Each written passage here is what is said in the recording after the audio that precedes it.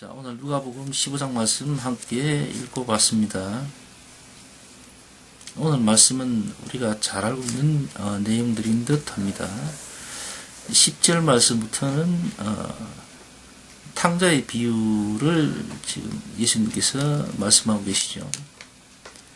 먼저 1절부터 9절까지는 회개에 관련된 말씀으로 잃어버린 것들에 대한 우리 하나님의, 예수님의 생각하시는 바가 잘 나타나고 있습니다.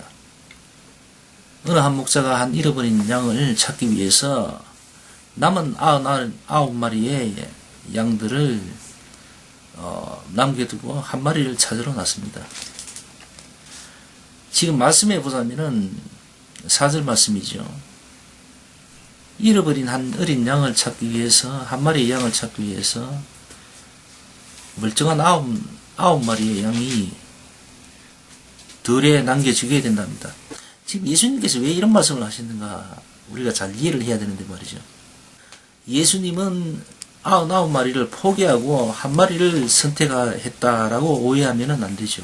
다분히 99마리는 지켜질 것을 믿고 단지 잃어버린 그 한 마리의 어린 양이 도무지 소홀할 수 없다는 말씀을 표현한 것이죠. 사람이 어느 때가 되어서 장성하여 결혼을 하고 아이를 낳게 되면은 부모의 심정이 되겠죠. 그러면은 자식에 대한 어떤 형태의 어떤 모양새가 스스로 갖게 되겠죠. 모양새. 여러 자식들 중에서 우리 옛 속담에도 그러잖아요. 어느 손가락이 안 아픈 손가락이 있겠느냐. 그래서 다 귀하다고 합니다.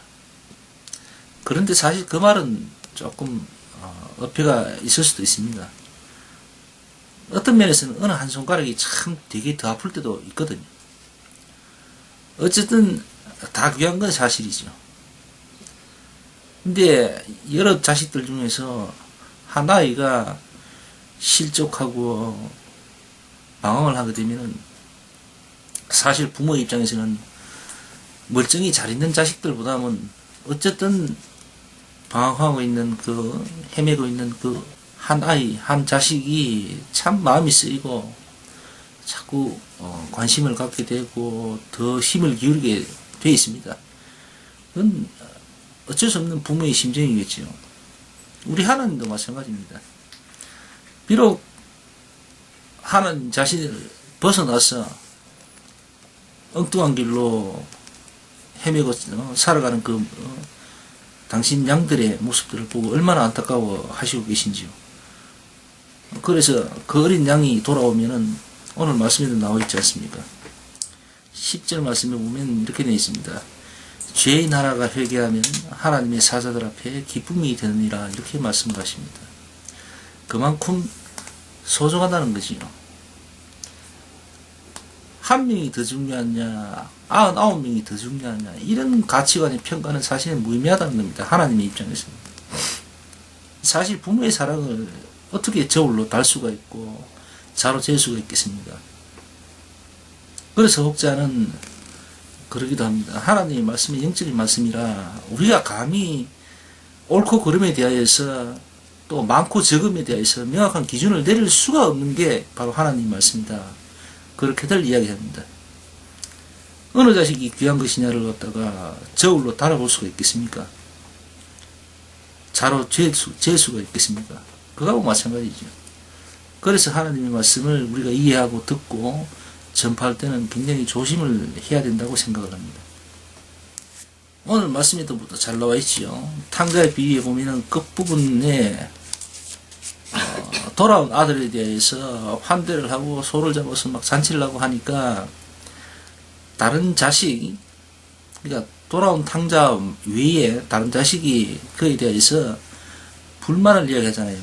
오늘 말씀에 형으로 나오는데 그 형은 아버지께 사실 섭섭함을 아버지께 말씀을 드립니다. 나는 아버지를 위해서 열심히 일을 했고 아버지의 명을 어긴 적도 없고 열심히 일했습니다. 그런데 나를 위해서 아버지께서 뭘 이렇게 동생처럼 이렇게 뭔가 나와 내 친구를 위해서 뭐 베풀어 준 것이 있습니까? 그렇게 아버지께 섭섭함을 토로합니다. 그때 그 아비가 뭐라고 합니까? 32절에 잘 나와 있네요. 이 네 동생은 죽었다가 살았으며 내가 잃었다가 얻었기로 우리가 즐거워하고 기뻐하는 것이 마땅하다 하니라. 이렇게 되어 나옵니다. 내 죽은 자식이 다시 살아서 돌아왔는데 내가 기뻐하지 할 수가 있겠느냐 이거죠. 근데 이 말씀을 듣고 이 말씀을 들은 형이라고 하는 그 친구는 이 말씀에 동의를 했겠습니까? 아마 모르긴 해도 그 말씀에 대해서 충분히 이해하진 못했을 것 같습니다. 왜냐하면은 이 형이란 친구가 나이가 좀 많고 결혼을 하고 자식을 키우는 것 같으면 아마 이해를 했을 거예요. 그럴 것 같은데 말이죠. 지금 얘기하고 아버지께 섭섭함을 토로하고 하는 이 모습을 봐서는 아직까지 결혼하고 자식을 낳은 그런 부모의 입장이 아닌 것 같습니다. 그래서 우리가 인생을 좀 살은 나이 드신 분들에 대해서 어느 정도 공경을 표하고 대우를 해주는 이유가 있겠죠. 뭐 신앙에도 마찬가지인 것 같습니다. 뭐 겉으로 그냥 아무 생각 없이 그냥 신앙생활을 하는 사람일지라도 말이죠. 나름대로 그 어떤 신앙의 연륜이 쌓이고 하면은 뭔가 모르게 조금 어떤 그 깊이라는 게 좀 있을 수 있는 것 같습니다. 수박 그달기식으로 지낸 듯 보여도 말이죠. 좀 그런 경험들이 들어 있습니다. 뭔가 좀 신앙의 연륜이나 깊이가 좀 얕을 것 같은 분이라도 막상 그분의 삶의 어떤 뒷모습이라든가 생각하심이라든가 이런 것을 뭐 얼떨결에 보게 됐을 때에 내가 잠시 보이는 모습을 그냥 너무 섣부르게 판단을 한 건 아닌가 하는 그런 때가 사실은 예전에 종종 있었습니다. 지금도 마찬가지입니다. 그래서 형제를 판단하지 말라는 우리 예수님의 말씀이 있으신 것 아닌가 생각을 합니다. 겉으로 봐서는 사람은 알 수 없는 겁니다. 자, 우리 하나님께서는 이렇게 오늘 말씀에 등장하는 탕자와 같이 죄인이 당신께로 다시 돌아오고 하는 그러한 모습에 대해서 아주 의미 있게 생각을 하고 계시고 부모의 심정으로 굉장히 기뻐하신다고 그렇게 되어 있습니다. 그래서 우리가 하나님 말씀을 전할 때에 이 부분을 절대로 간과해서는 안 될 것 같습니다. 뭐 전하는 자나 듣는 자나 예수 그리스도를 구주로 영접하고 믿는 자라면은 이 부분에 대해서 나름대로 생각하는 바가 있어야 되고, 그래서 주위에 뭐 형제나 또는 뭐 친구들이나 또 학우들에게 내 모습이 어떠해야 된다라는 어떤 그런 기준이 나름은 각자에게 있어야 된다고 생각을 합니다.